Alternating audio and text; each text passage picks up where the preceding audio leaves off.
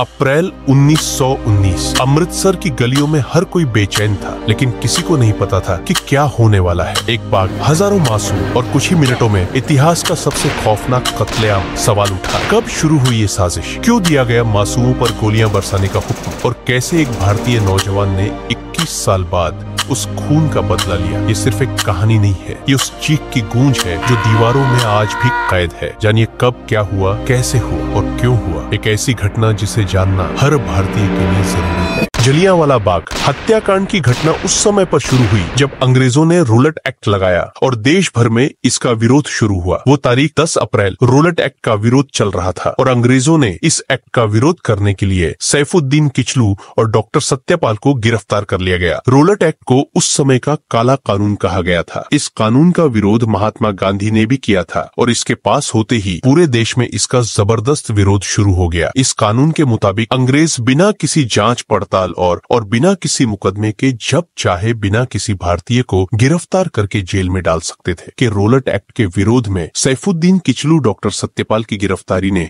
आग में घी का काम किया। जनता का आक्रोश अपने उफान पर था, लेकिन तूफान से पहले वाली शांति छा गई। लोगों ने एक विरोध प्रदर्शन करने के लिए 13 अप्रैल को सुबह जलियांवाला बाग में एक बड़ी सभा करने का निर्णय लिया। सारे के सारे लोग इकट्ठा होते, वहाँ पर रूलेट एक्ट का विरोध होता और साथ ही इन दोनों की गिरफ्तारी के विरोध में स्वर मुखर हुए जलियांवाला बाग में 13 अप्रैल को होने वाली इस रैली की खबर जनरल रेजिनोल्ड डायर को पता चल गई। 13 अप्रैल पंजाब में बैसाखी का दिन भी था। वैसे भी पंजाब में बैसाखी बड़ी ही धूमधाम से मनाई जाती थी। लोग एक तरफ बैसाखी का जश्न मना रहे थे, अपने लोगों से मिल रहे थे, और दूसरी तरफ इस सभा की तैयारी चल रही थी। लेकिन जनरल डायर ने इस सभा के खिलाफ पहले से ही तैयारी कर ली थी। उसने 12 अप्रैल को ही अतिरिक्त सैनिक टुकड़ी बुलाकर अपनी तरफ से पूरी तैयारी कर ली। सुबह का वक्त था। लोग बैसाखी के त्योहार के चलते खुशियां मना रहे थे और अपनों से मेल मिलाप करने के बाद लगभग 25,000 लोग जलियांवाला बाग में आम सभा के लिए इकट्ठा हो गए। इधर जनरल डायर भी अपनी पूरी की पूरी सैन्य टुकड़ी लेकर जलियांवाला बाग की तरफ चला गया। जलियांवाला बाग में भीतर जाने का एक ही रास्ता था। लोगों की शहर सभा शुरू हो चुकी थी और उन्हें मालूम भी नहीं था कि जब जनरल डायर अपनी पूरी की पूरी सैन्य टुकड़ी लेकर अंदर दाखिल हुआ और उसने जलियांवाला बाग के मुंह पर तो तोप रखकर उसने बंद कर दी। इसके बाद अपने सैनिकों के पोजीशन लेने के बाद जनरल डायर ने सीधे लोगों पर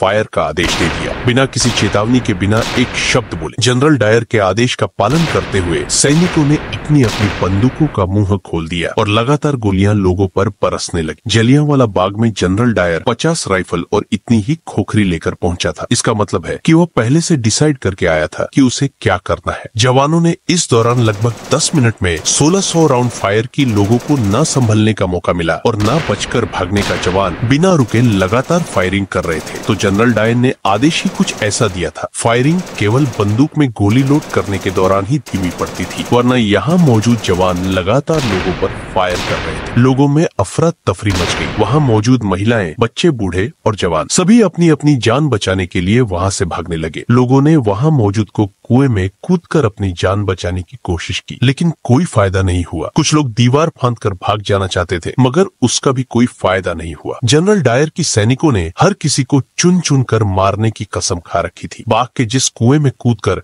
लोग अपनी जान बचाना चाह रहे थे, उसमें से 120 इंसानों की लाश निकाली गई। वहाँ कुएं में कूदकर मरने वाले लोगों के खून से भर गया। कुएं को आज भी खूनी कुएं के नाम से जाना जाता है। और इतना ही नहीं, इस बाग के दीवारों पर आज भी उस समय की गोलियों के निशान मौजूद है। लगातार 10 मिनट हुई इस अंधाधुंध फायरिंग के बाद जनरल डायर राक्षसों की तरह हंसता हुआ वहाँ से बाहर चला गया। इतना ही नहीं, अमृतसर की सड़कों पर जो भी भारतीय उसे नजर आता वो उसे भी गोली मार देता। मरने वालों को अपनी तोप के पीछे रस्सी से बांधकर घसीटता हुआ ले जाया गया। इस हत्याकांड के बाद अंग्रेज सरकार ने अपने आंकड़े जारी किए। उन आंकड़ों के मुताबिक इस नरसंहार में 379 लोगों की मौत हो गई, लेकिन मरने वालों की संख्या कुछ और ही थी। हकीकत में इस हत्याकांड में हजारों लोगों की जान गई थी। इस दिल दहला देने वाली घटना ने पूरे देश को हिलाकर रख दिया। चारों तरफ इस घटना की निंदा होने लगी और इस घटना की जांच का जिम्मा लेफ्टिनेंट माइकल ऑडवायर को दिया गया। गोली चलाने वाले जनरल डायर ने अपनी सफाई में कहा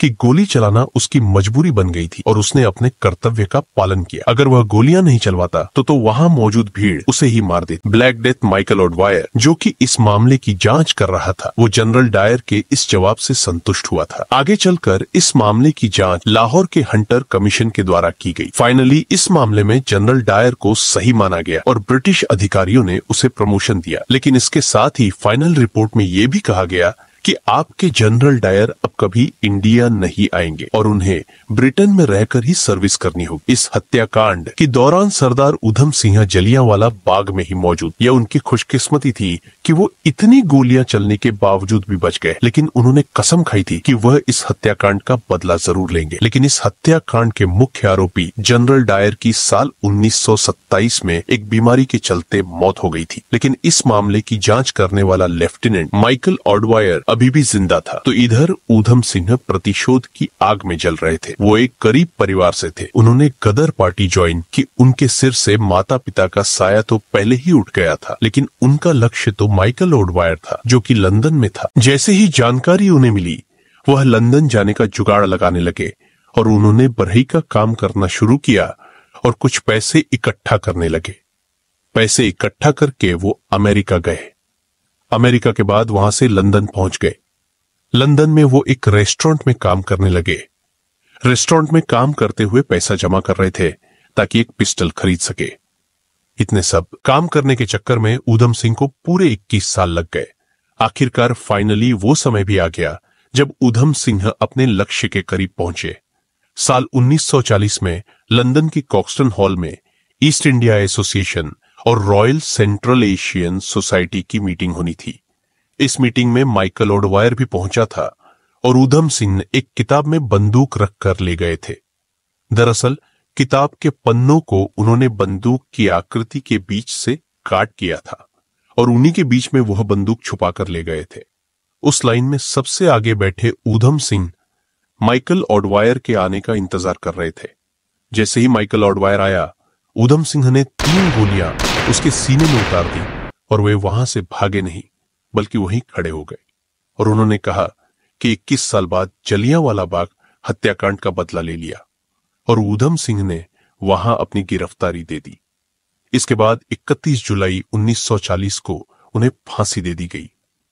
यहां यह बात ध्यान देने लायक है कि जलियांवाला बाग हत्याकांड से जो 2 अंग्रेज अफसर थे, उनमें से एक जो असली गुनहगार था, वह पहले ही अपनी बीमारी के चलते मर गया, जबकि जिसने गुनहगार को जांच के दौरान बचाया, उसे अमर शहीद सरदार ऊधम सिंह ने मार दिया। हमारी आजादी की लड़ाई में अनगिनत शहीदों ने अपने प्राणों की आहुति दी है। यह आजादी हमें बड़ी मुश्किल से मिली है। अब यह हमारा फर्ज है कि हम इस आजादी को हमेशा बनाए रखें।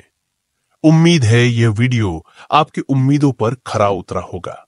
साथ ही इस वीडियो को लाइक और ज्यादा से ज्यादा शेयर भी कीजिएगा। तो मिलेंगे अगली बार एक नई खास वीडियो के साथ।